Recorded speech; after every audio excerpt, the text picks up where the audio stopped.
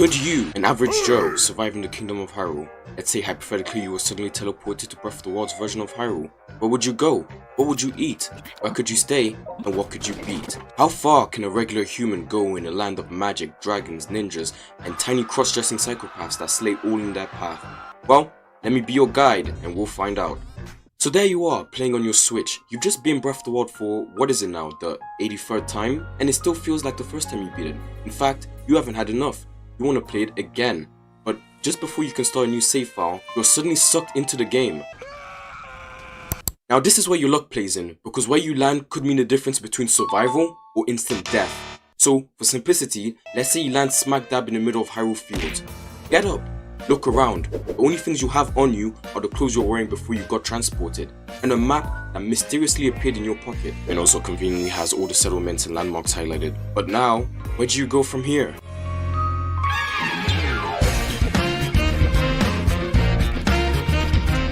Heading north is pretty much a death sentence, as you will immediately be gunned down by the hundreds of guardians patrolling the area. Remember, you are not the hero of these lands, Link is, and you, stuck in your average human body, do not have the light speed reaction time required to dodge or deflect lasers, so you must avoid guardians at all costs. Going west is also a bad idea, as the regions you will find there are prone to extreme climate change, and I don't think you and your boxer shorts are prepared to handle them. South? Well, there's a little something there called, lightning, and a lot of it, but it's definitely possible to make it there without getting smited by Goddess Hylia. Smited even a word.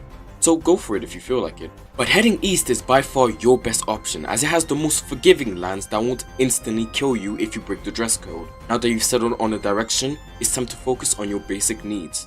As a regular human, you will need many things to survive in Hyrule, such as food, clothing, shelter, weapons, money. Luckily for you, you got an optimal spawn, where most of those things can be found relatively quickly. For food, you will need to sustain yourself on apples for the time being. You'll come across them hanging from trees in the area.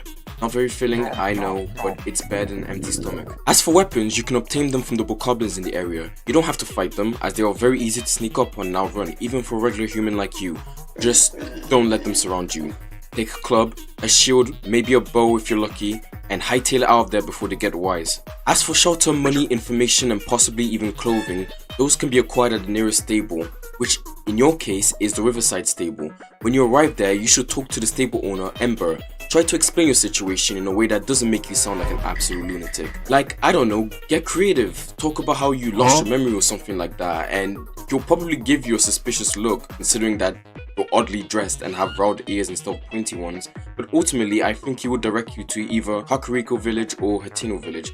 Kakariko is most likely since it's closer. You'll then want to come and talk to this merchant. His name is Beetle, spelled with a D, not a T. Yes, that's important. And this guy will basically buy anything off you. You could sell this guy literal toenails and he would still buy it. So he's a good person to take advantage of. Sell him those apples you've been holding on to and anything else you might have picked up along the way here. That will give you your initial supply of rupees that you can then use to buy food, arrows, and any other equipment that you might need from this area. You might want to spend a few days collecting resources, reselling them to get more rupees and buying more supplies, spending the nights at the stable inn until you're ready to set out. Best prepare well, because a major trial awaits you next.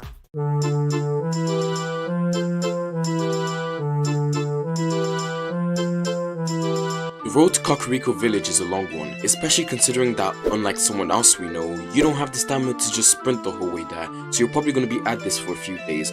During this time, it's important to start gaining some battle experience. You need to become more comfortable fighting things if you want to survive here. Start off slow by fighting 1 or 2 enemies at a time and slowly increasing the number. You need to learn how the hostile creatures move and attack. Take that gear to improve your own so that you can deal and take more damage, but don't get reckless or overconfident because it only takes one mistake to lose everything. Also, pick up everything as you go. Anything that looks of value, take it. Whether that be ores, weapons, food, pick it all up until your backpack is full. You need to become a professional hoarder because you're going to need those resources and money ASAP. Halfway there, you'll come across another stable. Use this time to sell the stuff that you picked up that you don't need to get those sweet rupees, and get a horse if possible before climbing up the last stretch to Kakariko village.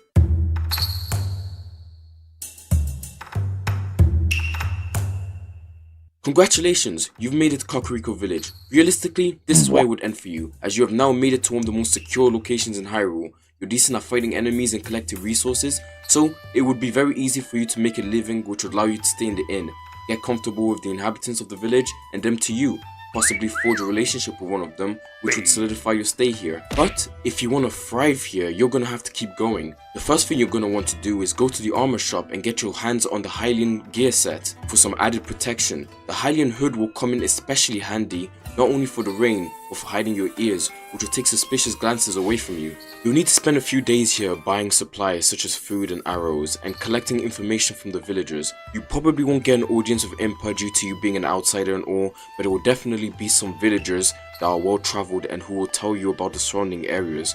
You could also request training from a guard like Steen to improve your combat skills.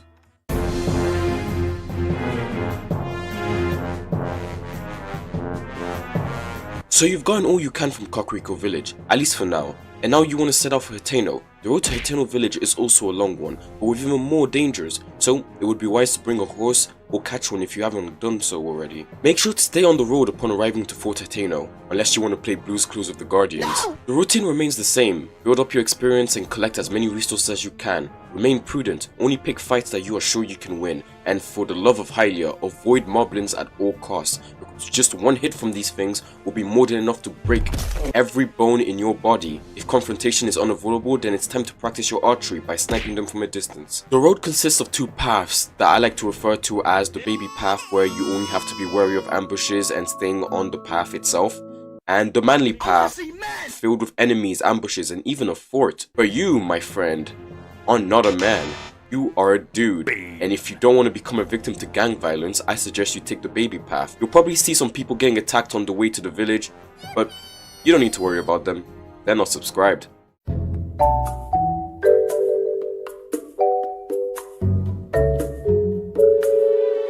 When arriving at Hateno Village, you'll want to first sell off all of the things that you don't need to get more of those rupees before heading to the armor shop to obtain the soldier's armor, which will grant you more protection than the Hylian gear set. This will allow you to take more risks when you explore and when it comes to combat. Also, grab the warm doublet, which will allow you to explore in more cold areas, which you're gonna need for later. You'll then want to explore the village, during which you'll come across this guy called Balsan, who is selling a house for 3,000 rupees and 30 bundles of wood. This is a great opportunity for you, as having your own place would mean that you no longer have to spend money every night on inns, so it's probably a good idea to spend a few days getting the resources required. Meeting Pearl could also be a beneficial experience. She'll probably be interested in you, considering how you look very different from the typical Hylian. You could even tell her your backstory, but I doubt she'll believe you.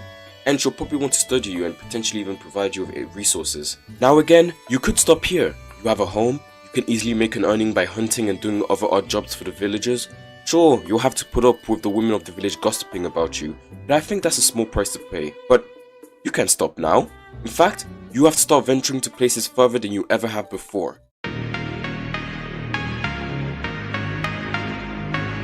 Can you swim? No? Well, now's a good time to learn. Welcome to Zora's Domain, the land of the beautiful fish people. And if you want to survive here, you're gonna need gills of steel, as they are currently going through a flooding crisis caused by a giant elephant. But that's none of your concern.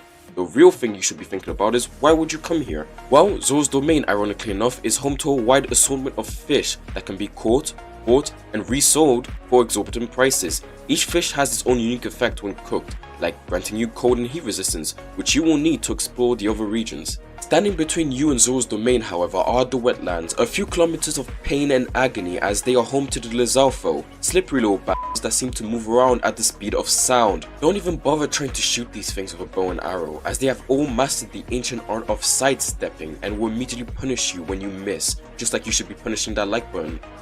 Oh, and also they can camouflage. My only advice to you in this area is to avoid detection at all costs, since your human legs will not be able to outrun their lizard ones. I would even recommend going back to Kakariko Village to get your hands on the stealth set if you can afford it. Be safe, keep low to the ground, and Hylia help you if you're spotted. Hey, I've got good news and bad news. The good news is you've made it past the wetlands. Congrats. The bad news is you're only halfway done, because what lies before you now is the road to Zora's Domain, with many twists and turns and a copious amount of danger. Like the Octorok, octopus-like creatures that will shoot rocks at you from the water. It is best to snipe them before they have a chance to attack you, unless you like having a concussion. Then there's a camp I like to refer to as Zeus's Wrath, because every enemy here is an archer with an endless amount of shock arrows. Remember, you are a normal human. Sure, you've gotten tougher since coming here, but one good shock arrow to the chest will be more than enough to send you into cardiac arrest. The best thing to do is to sneak your way through the camp, maybe collecting a few shock arrows in the process, before making a mad dash out of the camp before they have a chance to aim at you. The enemies after this point, you should be able to take down now that you're more comfortable with fighting. Progress steadily until you make it to Zora's domain. Ignore the occasional elephant sounds you'll hear. It's probably not important, I promise, and for Hylia's sake, please don't spend too much time looking at the fish.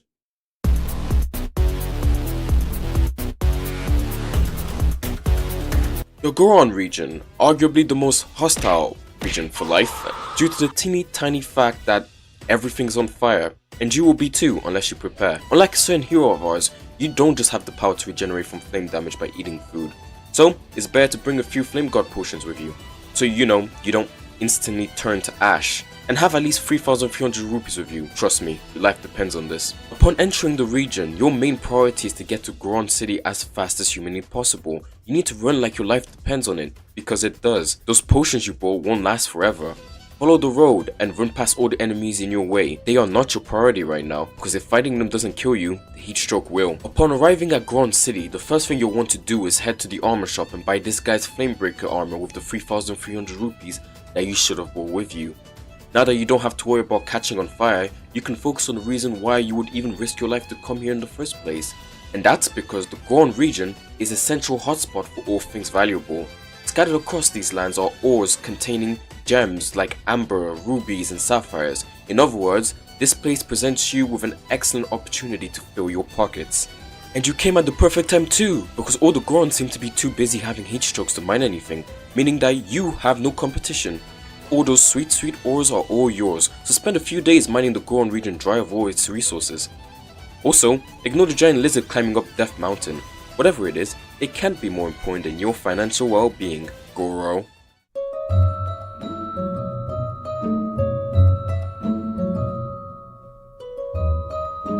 Retail Village, the home of the flying bird people, and this path is quite chilly, so make sure to wear that warm doublet you bought, and also cook up those sizzlefin trouts that you got from Zora's domain with that extra cold resistance. When arriving here, your priority will be to get your hands on the Snow Quill gear set.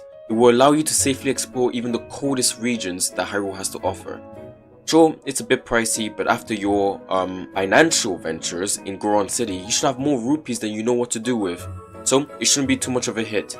Buy some ingredients, arrows, talk to or rizz up the locals, say goodbye to the giant flying death machine that's been terrorizing the Rito, because, repeat after me, it's none of your business.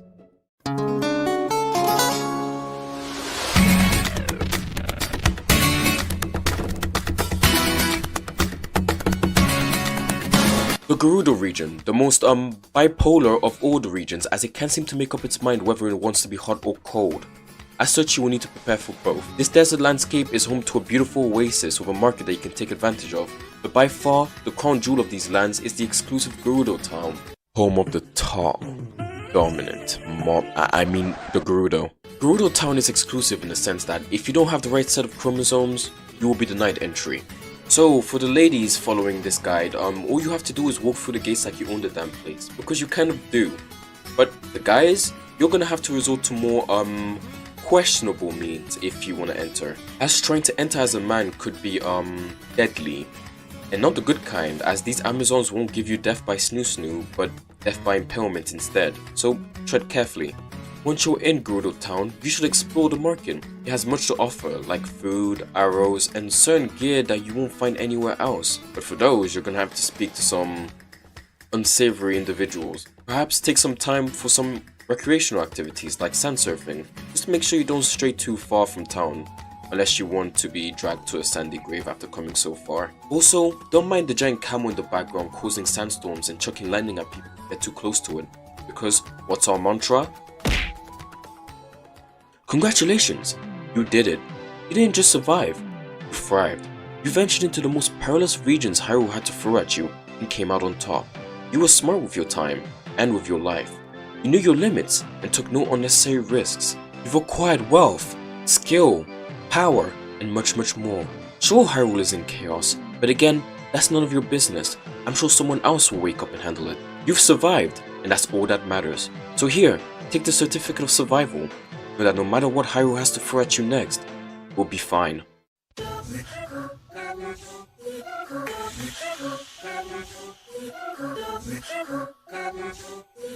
Maybe I spoke too soon.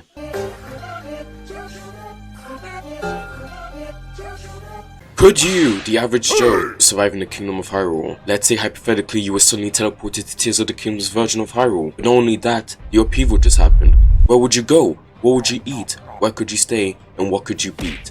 And is it even possible to survive in a place filled with Miyamoto's paralysis demons? Well, let me be your guide, and we'll find out. So there you are playing on your Switch. You just beat Tears of the Kingdom for the first time. You enjoyed your experience despite Breath of the Wild being much better. But before you can put your Switch away, the TV turns on. Breaking news! In the past few weeks, people have been going mysteriously missing, leaving behind little trace as to their current whereabouts. However, all of these disappearances have one thing in common. At each crime scene, there was a Nintendo Switch running a game called The Legend of Zelda: Breath of the Wild. This has naturally sparked media outrage and suspicion towards both Nintendo, who have yet to release a statement on this issue, and the latest installment of the Zelda franchise, Tears of the Kingdom. Where did these people go? Is Nintendo really behind this? And most importantly, are your kids safe with their copy of Zelda? Well, stay tuned because we're going to be covering all of these events and more as they unfold. You break out into a cold sweat. This can't be real. This has to be some kind of prank. But even if it's not, you should be safe, right? It looks like the only people who go missing are people who play Breath of the Wild. You're currently playing Tears of the Kingdom, so you should be safe, right? But before you can finish that thought, you are suddenly sucked into your Switch. You get up and find yourself in the middle of Hyrule Fields. You look around confused. How did you get here? But then you remember the news broadcast. Did you get sucked into the game? However, as you're gaining your bearings, the ground begins to shake violently and you are knocked to the ground. In the far distance, you can see Hyrule Castle start to emerge from the ground while pieces of rock plummet from the sky and massive chasms open up from the ground, swallowing anything or anyone unfortunate enough to be nearby into the abyss below. Amongst this chaos, a falling piece of debris hits you on the back of the head and everything goes black. You slowly wake up and get to your feet. It seems you've been out for quite some time. The landscape looks much different now than it did before. You feel something in your pocket. It's a map that conveniently has all the settlements and landmarks in this region highlighted. And nearby, you can see a backpack containing 2 days worth of food and water, probably from someone who abandoned it during the upheaval. Well, whoever it belonged to, they're probably not coming back for it now, so it should be fine to take it. But now, where do you go from here?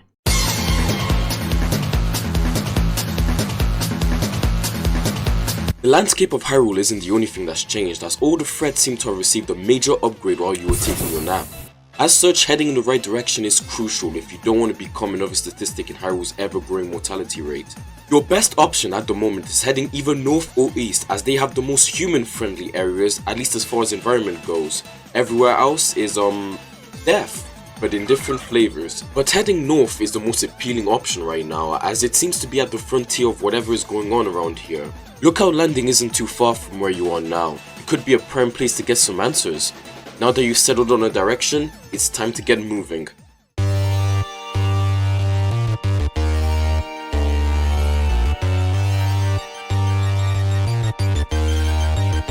The road to Lookout Landing can either be a leisurely walk or an absolute gauntlet depending on how you choose to do things.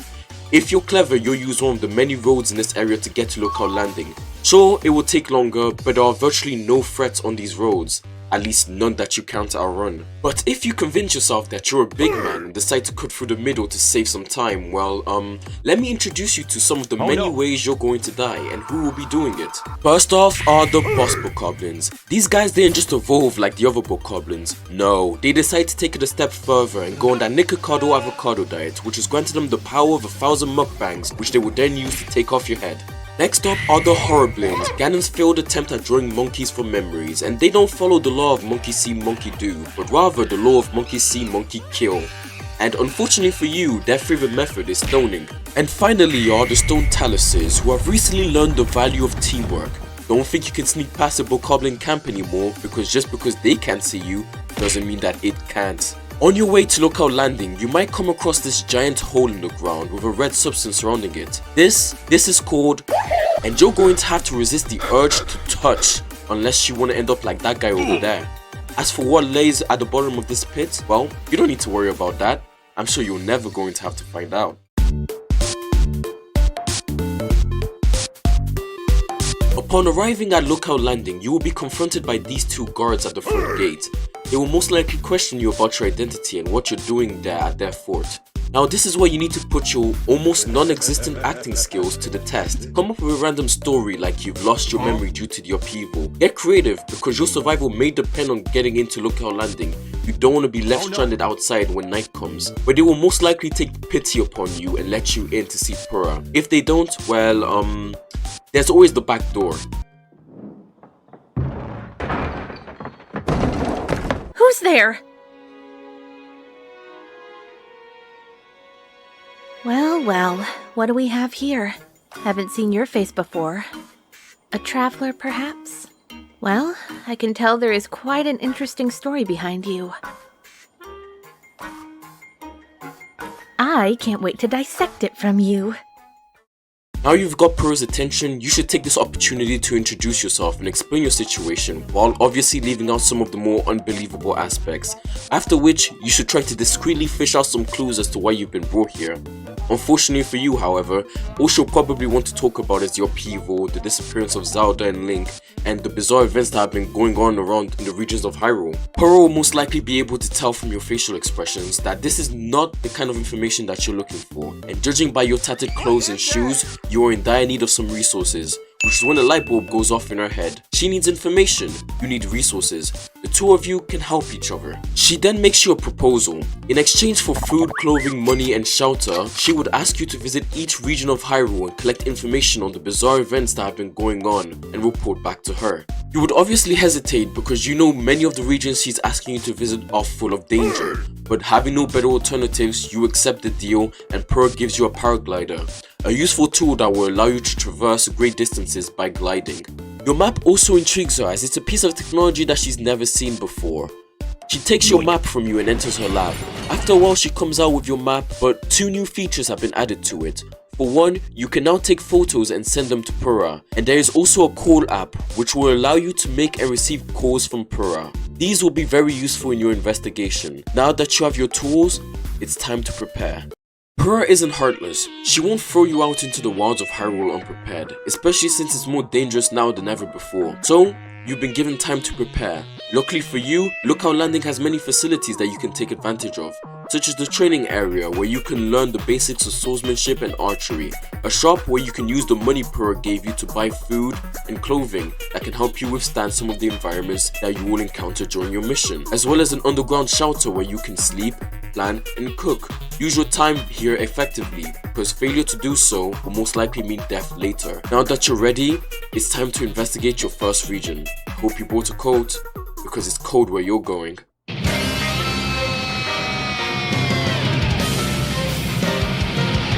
The road to Rito Village is a long and arduous one, so brace yourself. You may have learned the basics of weapon wielding, but remember, your opponent was a dummy that couldn't dodge or fight back.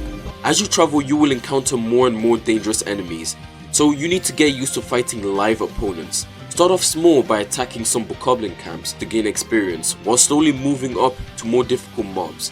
And luckily, or unluckily for you depending on your outlook, the road to Rito Village has no shortage of these mobs. Trees are our friends, right?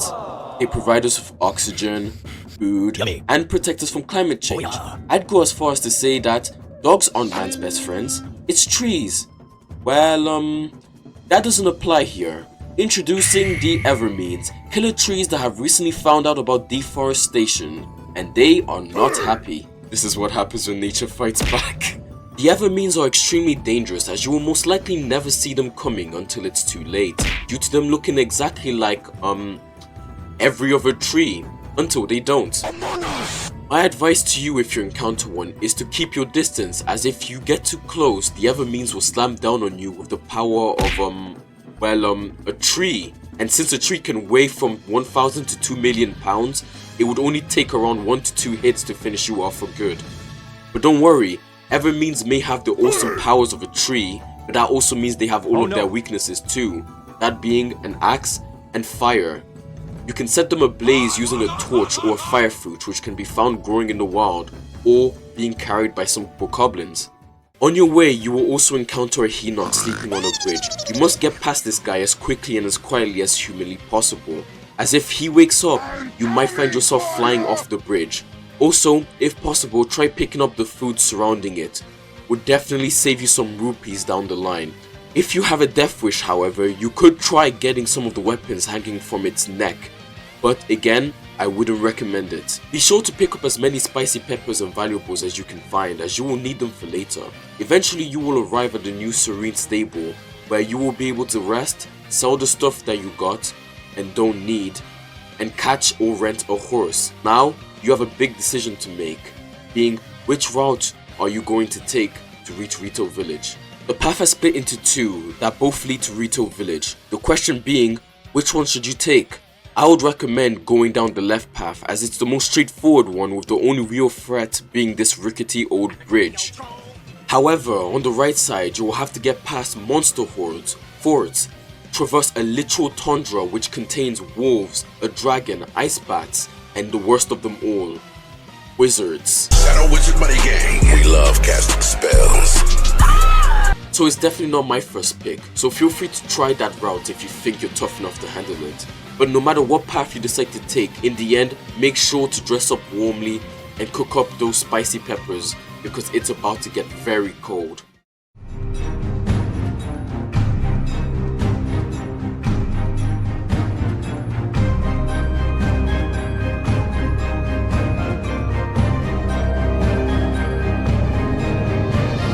Rito Village, home of the feathered folk of the Rito tribe, who are currently undergoing an eternal blizzard caused by a giant centipede.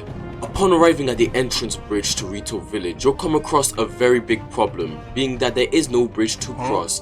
This has made it impossible for any non-flying species to reach Rito Village, which is why Pura has no information and thus requires you to collect some. So you may be asking yourself, how are you gonna cross the gap then?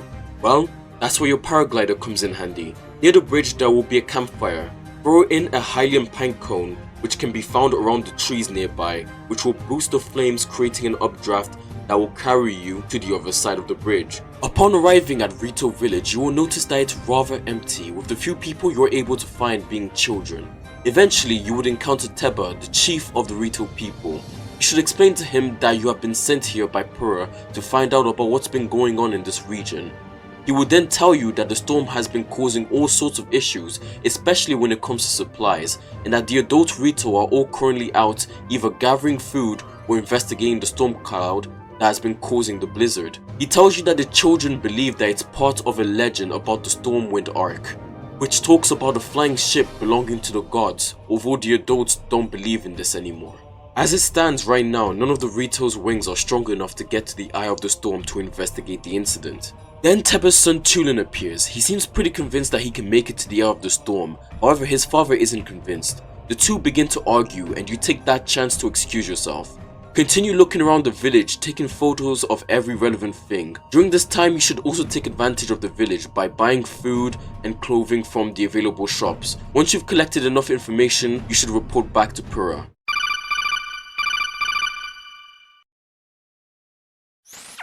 Hello, traveler. How's the investigation going? Oh no. So the Rito have been plagued by a never-ending blizzard? And none of them can get close enough to the storm to find the cause? They are also struggling to find food and supplies due to the storm. What a mess. So, there's a legend that might also relate to this issue. How very interesting.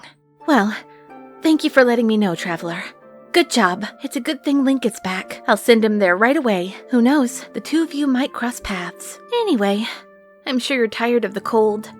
So why don't you pay the Goron region a visit next? I've been hearing some strange stuff about that place.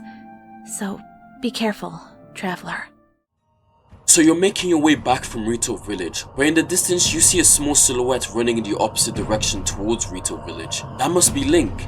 You call out to him, but due to the heavy blizzard, he doesn't hear you. Oh well, I'm sure your paths will cross eventually, but for now, you need to stay focused on your own mission. You're heading to the Goron region.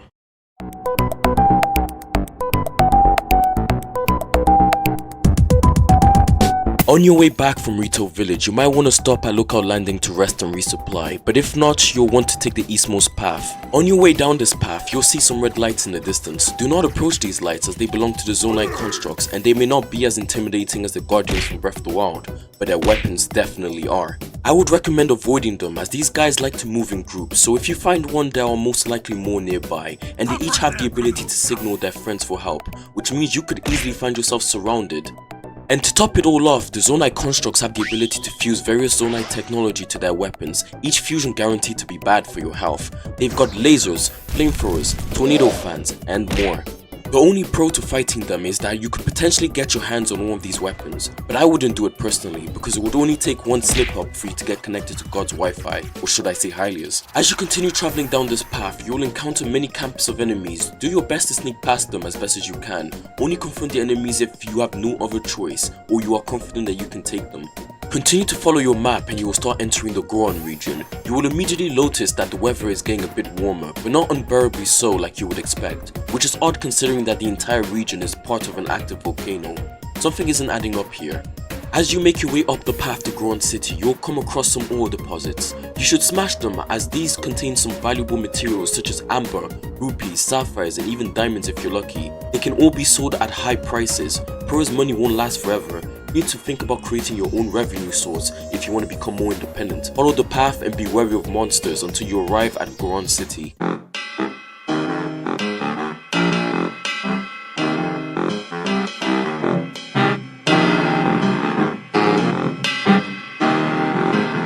Finally arrive at the city entrance, but just before you can enter, you are stopped by these two Goron. What's up, Goro? Haven't seen you around these parts before. But you look like a smart dude. Would you like to buy some ultra-rare NFTs? Their value is guaranteed to go up in the future, and they can all be yours for 30,000 rupees. What do you say? Don't listen to him. You should sign up for my course instead. Miners University will teach you how to make lots of money mining and how to become a high-value Goro for only 3,000 rupees per month. And of course, we will be taking 50% of any and all profit you make while using our course, but don't sweat the small stuff. Just sign this contract and we can begin today. But before these two can rob you of your life savings, a Garuda woman is able to scare them off. She informs you that the Gorons have been acting weird recently, and scams like these have been going on for a while now. She asks you to be more careful in the future, and you enter Goron City, and something is immediately off. All the Gorons seem to be either eating or lazing around, and their eyes are glowing, almost as if they're in a trance. You try to talk to them, but they either don't respond or try to scam you. But eventually you encounter the former Goron chief, Lodo. You explain to him that you've been sent by Pearl to investigate the strange happenings in this area. Lodo then explains that Yonobo, the new chief of the Goron tribe, has been feeding the Goron a strange rock called marbled rock roast, which is responsible for the Goron's strange behavior lately. The only reason why he hasn't been affected is because he's too old to digest the rock properly. Ever since the upheaval, Death Mountain has been covered in an unknown substance which has caused it and the entire region to go cold, which is why you didn't need a fire god potion to get up here. And what's stranger is that Yonobo claims to be following Princess Zelda's orders. After listening to Bloodo, it's best to finish your business as quickly as possible. You wouldn't want Yonobo to catch you snooping around, would you? You should also buy the Flamebreaker armor while you have the chance, which will protect you from the more hot environments of the Goron region. Death Mountain may be cold for now, but that doesn't mean it will always stay that way, and you might want to return later. After finishing your investigation and leaving Goron City, you give Purah a call.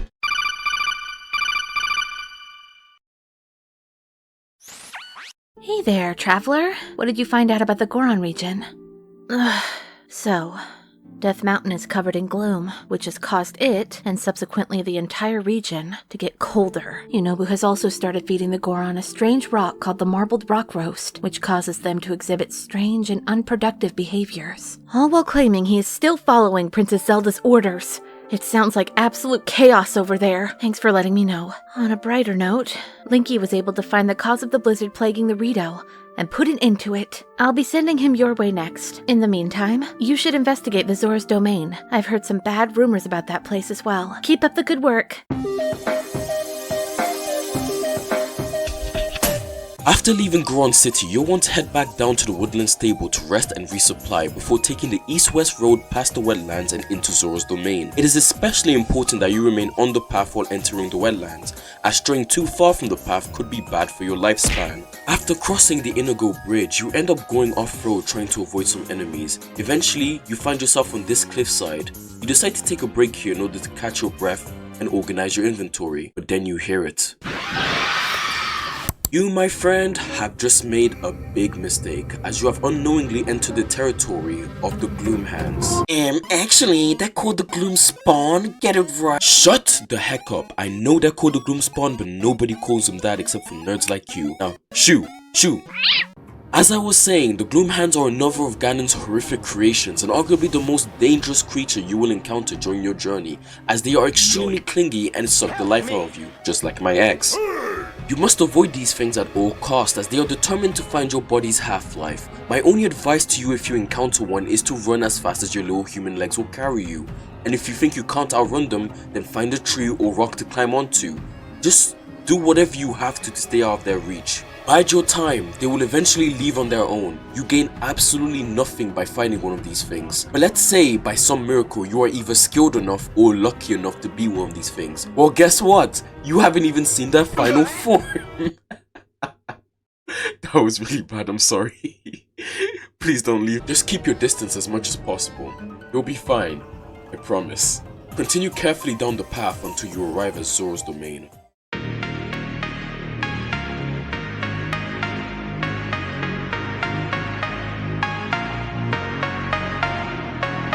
Welcome to Zora's domain, the land of the oddly attractive fish people. I am not a fishy. Upon arriving at Zora's domain, you can immediately tell what the problem is, as it looks like someone's taken a huge dump all over Zora's domain. The water is polluted and more of that weird sludge continues to fall from somewhere in the sky. You eventually encounter Yona, Prince Sidon's fiancée. You explain to her that you have been sent to investigate the strange incidents in this area. She then proceeds to tell you that after the upheaval, sludge started falling from the sky and polluting the water and making a mess all over Zora's domain, and that the Zoras that come into contact with this sludge become very ill. The king has gone missing, and Sidon has gone to Mipha's court at Polymus Mountain to try and purify the water there, and she's staying behind to heal the Zoras that have been infected. She begs you to report back as soon as possible and send aid. You should then have a look around while taking more pictures and talking to the locals. During this time, it would be wise to buy some of the fish sold in the market, as cooking them can grant you many buffs, like increasing your strength, durability, and speed. Things are bound to get tougher from here, and you need every advantage you can get. Once you're done, give Purah a call.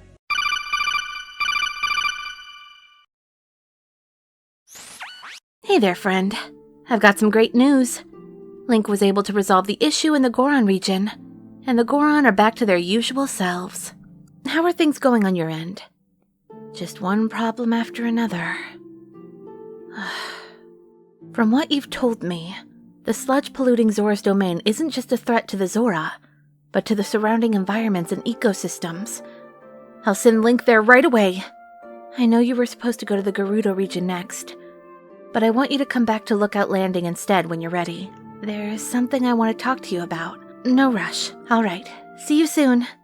Purah has called you back to Lookout Landing, but before you go, I would recommend paying a visit to Kakariko Village and Heterno Village, as they are two of the safest locations in Hyrule and offer the most useful resources, such as food and gear, so they are a prime place to spend those rupees you've earned from Purah and the Goron region. However, be very careful, as both villages are currently facing their own sets of issues, especially Heterno Village, as it's going quite political over there, and you don't want to get dragged up in all of that. Or maybe you do. I mean, sabotaging an entire election to help one side win over the other could prove quite profitable for you in the future. Why don't you subscribe and I'll teach you how to commit election fraud. Paying Terrytown a visit is also a good option, as it offers potential housing. You'll finally have your own place instead of going from inn to inn, but it's a ways off, so you might want to save this for later. But if your objective is to settle down and survive as safely as possible, then these are the top 3 picks. Now back to your mission. After arriving back at Lookout Landing, you immediately notice something new. You see something resembling a hot air balloon near Purah's lab. You're then approached by her. Welcome back, friend. Glad to see you made it safely. Sorry for calling you back all of a sudden, especially with all the progress you made on your reports. But it was important that I speak to you. As you know, after the upheaval, many strange phenomena began to occur. You've come across them yourself during your travels. However, you may not have realized that the effects are not limited just to different regions of Hyrule, but also to the sky. During the upheaval, many islands started appearing in the sky that weren't visible before. In fact, Link was on one of these islands for a while before coming here. He gave me all the information he had on the islands, However, it left me with even more questions. I believe better understanding these sky islands could give us more insight into the recent incidents. There could even be untapped resources there that could help us in our efforts. And that's where you come in. Since you've proven to be quite capable in information gathering, I would like you to go up there and explore the Sky Islands. I'm sure you're wondering, how am I going to get there? I'm no Rito. Well, don't you worry. We've got you covered. I'm sure you've noticed that hot air balloon over there. Well, I had Robbie make it for you. He was already in the process of making one for himself, so I just had him make an extra one for you. This will be the tool that you will use to explore the vast skies of Hyrule. So prepare yourself and be very careful. You never know what might be lurking up there.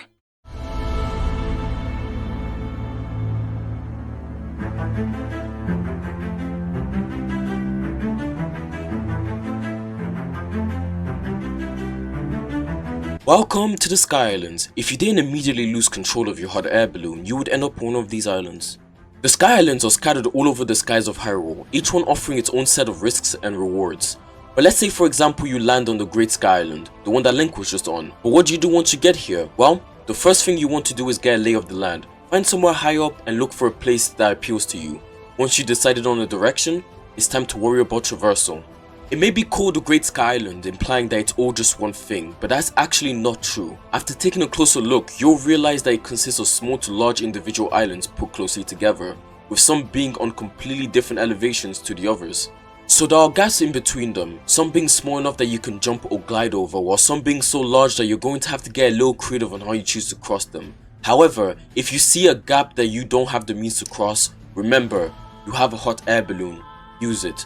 Don't try something reckless because it's a very long fall. During your time here, you'll come across some of the steward constructs, not to be confused with their soldier counterparts, as unlike them, the steward constructs are not hostile. In fact, they would prefer to retreat into themselves rather than fight an aggressor. These guys are a wellspring of information, as not only do they have knowledge of the Sky Islands, but also their creators, the Zonai, information that you can then give to Pura. And they are also skilled in their own fields, as each steward construct specializes in their own unique tasks, such as hunting, cooking, and mining, skills that they can teach you if you haven't already picked up on them during your travels. Eventually you'll come across this cave, but before you enter it, be sure to collect the blight broom seeds at its entrance and throw them in to illuminate your path, as it's quite dark inside this cave. In this cave, you will find a material called Zonite. Mine every piece of it you see in this cave, because this precious material is the key to significantly increasing your versatility and destructive power. Why do I say this? Well, Zonite can be exchanged for Zonite charges sold by the Forge constructs, one of which can be found in the very cave you are currently in. The Zonite charges can then be deposited into device dispensers. Device dispensers are machines that dispense various Zonite technology when certain materials are placed into them. Think of them as gumball machines, and they are primarily found in the Sky Islands, two of which are on the Great Sky Islands where you are currently, but some can also be found on the surface too. They have many useful items such as flamethrowers, cannons, rockets, bombs, and my personal favorite, the portable pot. These devices completely change the game for you, especially in the way you fight, as you can attach them to your weapons with rope, glue, or whatever else you can find, allowing you to take on groups of enemies that you would usually stand no chance against and do some devastating damage.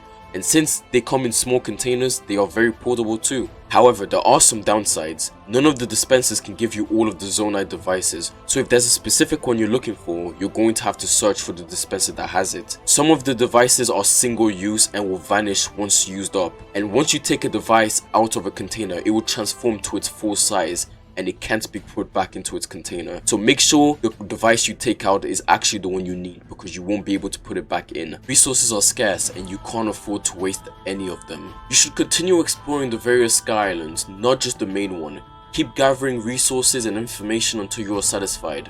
Be safe, avoid unnecessary danger, and once you're done, report back to Pura and tell her everything you've learned.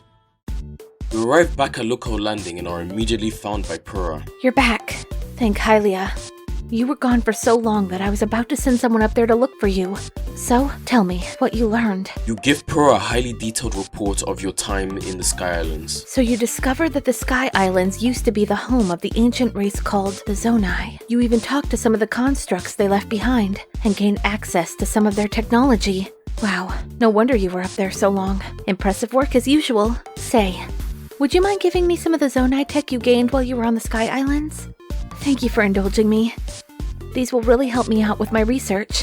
Speaking of help, while you were away, Link was able to resolve the issue in Zora's domain, and he is heading for the Gerudo region as we speak. I know this is kind of odd considering you're always ahead of him, but I think you should go after him this time.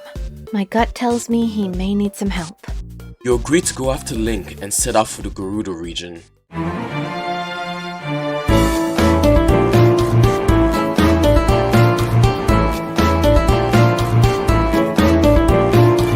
The Gerudo region, a beautiful desert landscape with even more beautiful people, a serene place of rest and relaxation.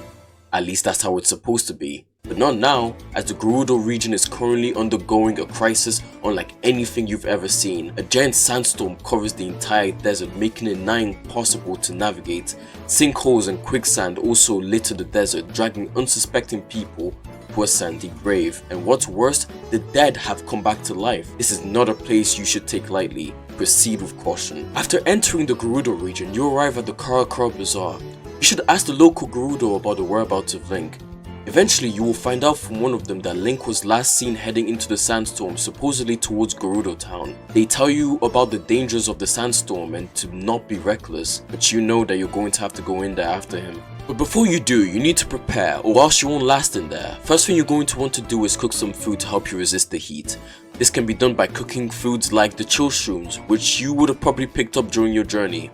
You'll also want to bring some warm clothes, as the desert is very bipolar when it comes to its temperatures, being hot in the day and cold at night. After which, you should also buy some of these elemental choo-choo jellies. Trust me, you'll need them for later. You might also want to bring something to cover your eyes, like goggles, to avoid having your eyes decimated by the sandstorm. But that's up to you. Once you feel like you have sufficiently prepped, you should head into the sandstorm. Once you enter the sandstorm, you will realize that your map no longer works due to the sand scrambling its signal. So now, you must find another way to navigate. For the most part, you'll want to head straight north in a straight line. But if you feel like you're losing your way, find one of these updrafts and use your paraglider to ride it above the sandstorm.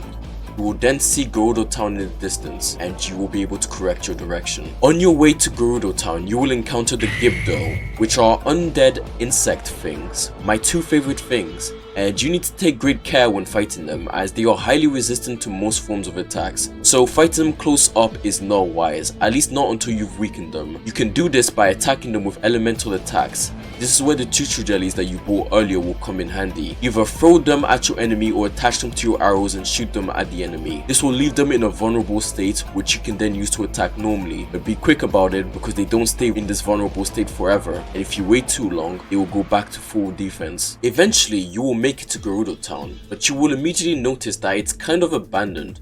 You can't seem to find anyone until you stumble across this staircase leading somewhere underground. Once you reach the bottom, you will be stopped at the gate and asked who you are. You should explain to them that you're looking for Link and that you're trying to help solve the situation that's been going on here. Now, this is where your gender plays a big role. If you are female, you will be let inside like a princess and informed on Link's whereabouts. But if you are male, you will not be let in. Rather, you will be left outside and told Link's whereabouts through the gates, like the untrustworthy man that you are. Hey, different methods, same result. Either way, you are told that Link has gone looking for Riju, the chief of the Gerudo tribe, at the ruins in the north, so you head there next. As you approach the ruins, you hear lightning strikes in the distance. You decide to follow the sounds and find Riju and Link. They seem to be practicing something. As you continue to approach them, they also notice you, and you finally come face to face with Link himself. Despite never having met you personally, Link still recognizes you immediately. It seems that Purah has told him a lot about you. He thanks you for your help and asks you why you came. You tell him that you have been sent here by Purah to assist him. Link looks very happy at this and explains to you that he has just finished helping Riju improve the accuracy of her power. But before he can explain further, a Gerudo warrior arrives in a hurry and informs Riju that the Karakura Bazaar is being attacked by a swarm of Gibdos. Riju asks you and Link to come and help her at the bazaar, and the two of you agree and rush back to the Karakura Bazaar.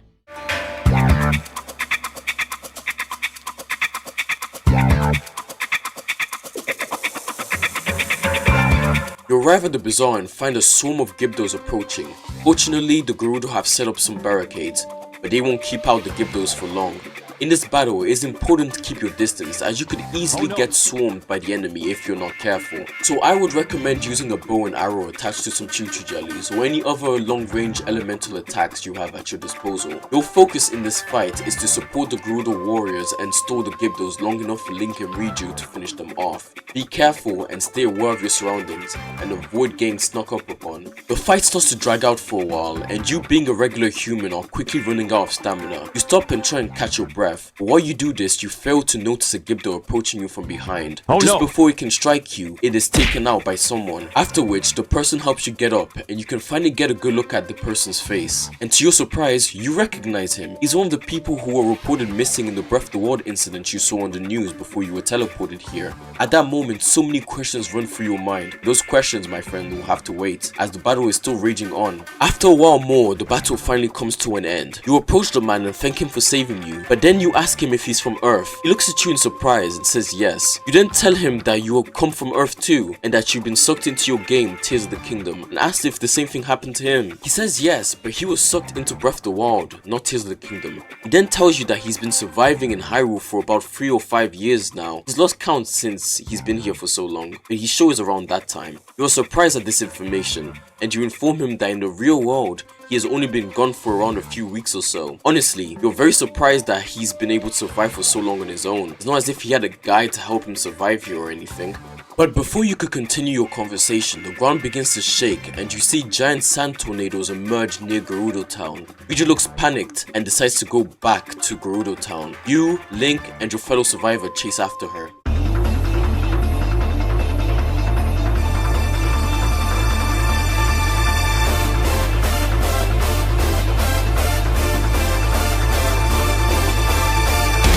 Arriving back at Gerudo Town, you'll see the Gerudo warriors preparing to fight against the Gibdos that are sure to come out of the hives that have appeared nearby. While Link goes to speak to Riju, you and your new friend should help out in the defense efforts. Make sure to prepare yourself at the same time as well. There are many useful things lying around here, like spare weapons, elemental fruits which can be used against the Gibdos, and even some Zonai devices. After a while, Gerudo Town is fully fortified, and just in the nick of time too, because a large number of Gibdos start to emerge from the hives and start attacking the Gerudo. The battle for Gerudo Town has just begun. Okay, the stakes have been raised. You and the Gerudo force are now facing a large amount of Gibdos, and until Link and Riju are able to destroy all their hives, they're just gonna keep coming. This fight will go similarly to the one at the bazaar, with you providing support to the Gerudo warriors from a distance. However, your main priority in this battle is to protect Riju, as if she goes down, the battle is pretty much over, since Link will not be able to destroy the hives without her, meaning everyone will eventually be overwhelmed by an infinitely growing swarm of Gibdos. And by far the biggest threats to Riju's safety are the Moth Gibdos, which are Gibdos that can fly.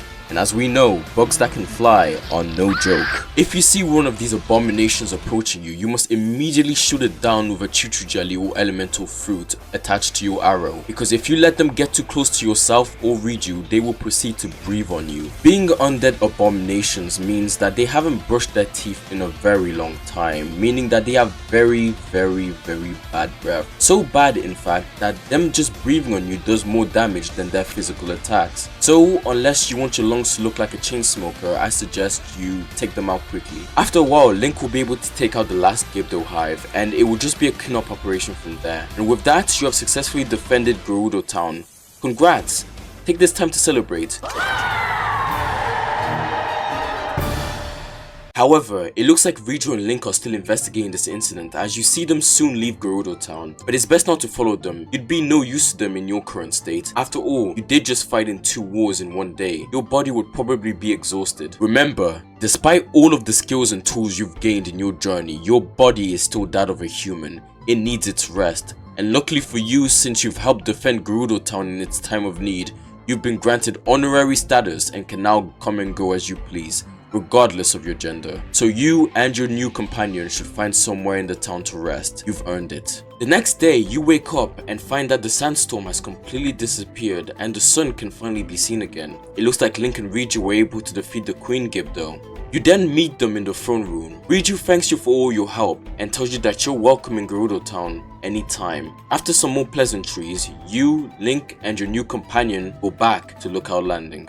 When arriving back at Lookout Landing, you are greeted by a relieved Purah. Oh, thank Hylia you're all safe. I'm especially glad to see you in one piece, old friend. You look confused and ask Purah if she knows your new friend. Yes, I do. In fact, he was helping me out with my research long before you showed up. It's been a while since I've seen him. But getting back on track, thanks to all your efforts, we were able to put an end to all the terrible events happening in Hyrule. Good job. However, we still haven't found the princess, who seems to be at the center of all these issues. Before Purah could finish her sentence, the moon starts to turn red. Purah rushes to her telescope to see that the princess was at Hyrule Castle, before everything calmed down again.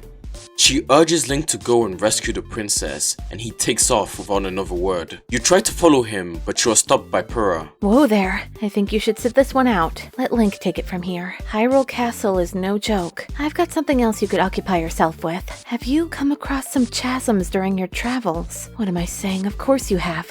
There's one right outside this fort. But have you ever wondered where they might lead to? Well, you are in luck, because I'm sending you down there to find out. We have already sent some people down there, but none of them were able to explore too far in, which is where you come in. I want you to explore as far as you can, but be careful. And don't be ashamed to return if it becomes too much. The depths are very dangerous. Who knows what kind of dangers lie in its darkness?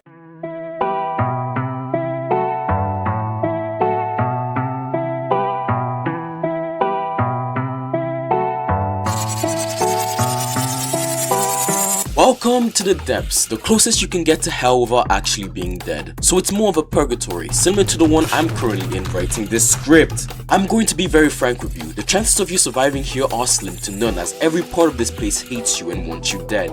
From the inhabitants, the trees, to the very floor itself. And it's so damn dark in here, it makes me want to pull out my eyes and cry about it. Only a few places are actually safe, and to even get to those spots you're gonna need to cross seas of gloom, unforgiving landscapes, a living vacuum cleaner, and the worst of them all, the Yiga clan. All jokes aside though, the depths are by far the most dangerous environment you've faced so far, and the only reason I can think of for coming down here is for the Zonite, as it's quite abundant down here, as well as some other minerals. And if you really want them so bad that you're willing to risk your life over it, then my advice to you is to stock up on lots of bright bloom seeds, which can be found in caves and in the depths itself, as they will be your only source of light since you won't be able to activate the light roots due to, not being Link and all. If you're lucky, he might have activated some at this point. You'll want to make your way slowly and cautiously through the depths. You don't want to draw unwanted attention to yourself, as you will most likely encounter the same enemies you face on the overworld, but 10 times worse, as they are all covered in gloom,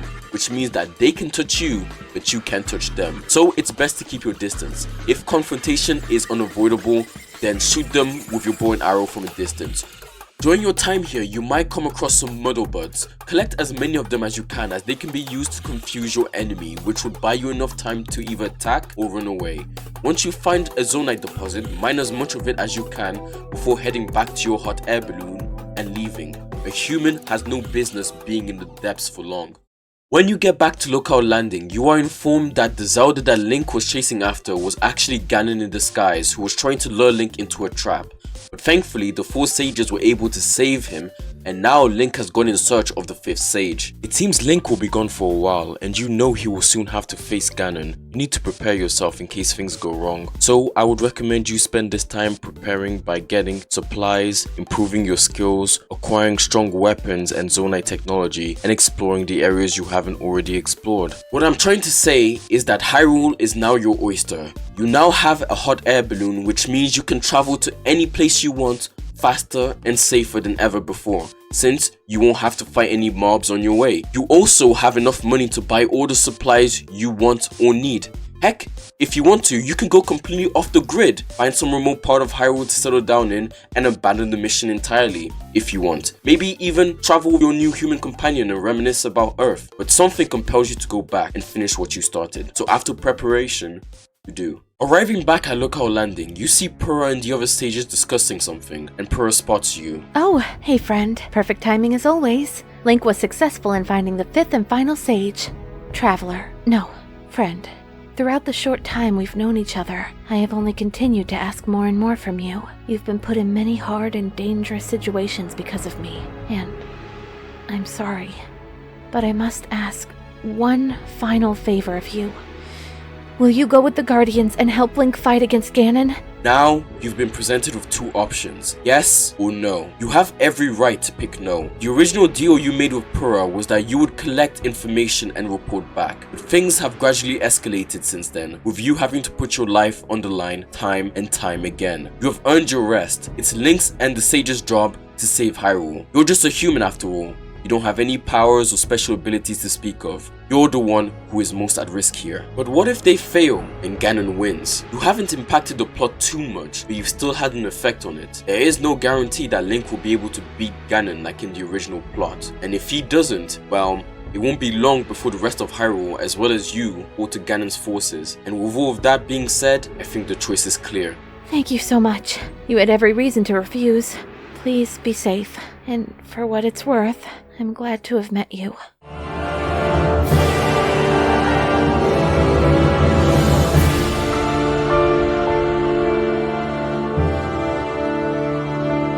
You'll want to proceed with caution as you navigate through the chasm underneath Hyrule Castle, as it's covered with gloom and is full of monsters. But I don't think it will be too much of an issue since you have the sages with you, as they can protect you. You might want to hitch a ride on Tulin to get past some of the gloom in your way, but eventually you'll catch up with Link. You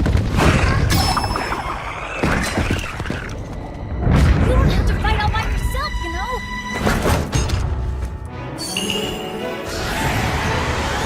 When we fight together, we're unstoppable!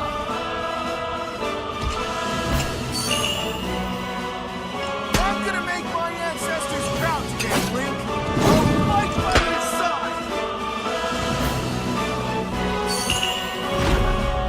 Link! We shall protect Hyrule together!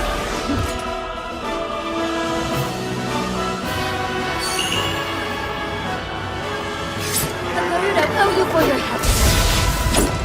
You can count on me.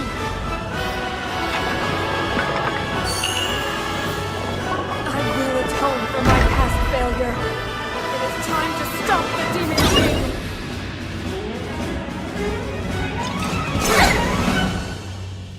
Okay, time to get your game face on, because you and the crew are now up against Ganon's army, all 4 of them. The stakes have been raised, but the strategy remains the same. Keep an eye out, keep your distance, and provide support from the rear. Remember the Mother Brothers you picked up in the depths? Well, they're about to become your new best friend. If a mob is getting too close for comfort, you should throw or shoot one of the Mother Brothers at them, which will cause them to become confused and attack their friends, buying you enough time to escape or for Link or the sages to deal with them. I would recommend aiming for the big guys, as they will do the most damage to their friends and take them off your back. Stay calm, stay composed, remain aware of your surroundings at all times. You know how to beat these guys, face them all before. Link manages to get into the inner chamber to face Ganon. However, you and the Guardians are left to face Kogira, the Queen Gibdo, the Moktarok, and the Marbled Goma.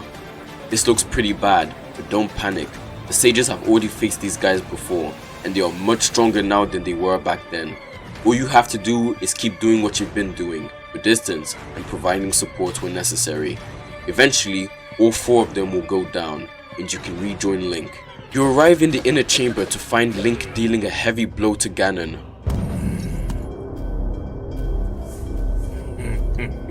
久しい感覚だ。血が湧き肉が踊る。そして体の隅々までがさらなる力の解放を渇望しておる。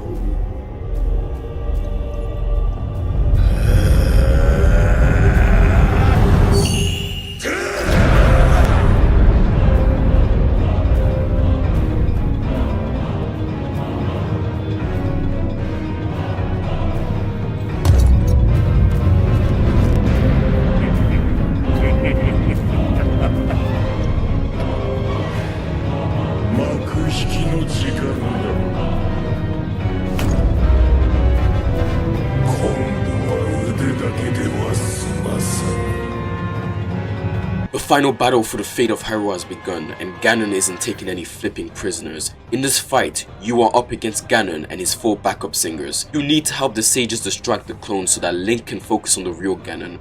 But be careful, they may be fake Ganons, but their attacks are definitely real. Help the sages that look like they're struggling, until Link is able to take care of Ganon.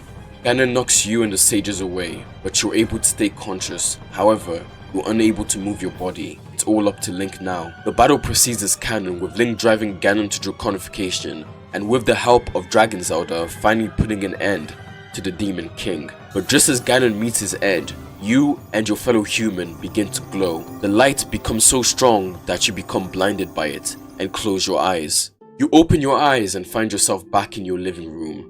You take a moment to collect yourself. How did you get back here? Was this all just a dream? This feels too real to be a dream. But just before you can finish that thought, the news comes on.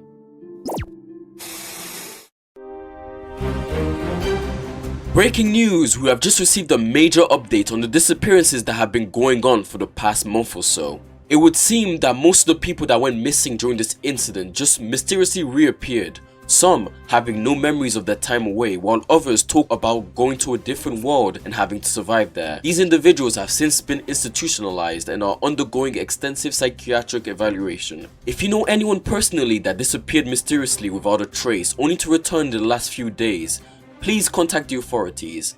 And no, I'm not talking about your dad. Anyway, this was Oni with the news. Stay tuned.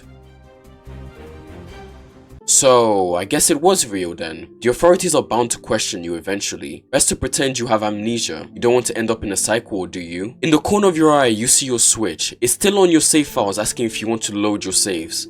You press no and turn off your Switch. I think that's enough of Zelda for a while. Hey guys, it's me, here to say a big fat thank you. Oh my god, the support for the last video was amazing. 100,000 views? I don't even know 100,000 people. I don't even think I've seen 100,000 people in my life.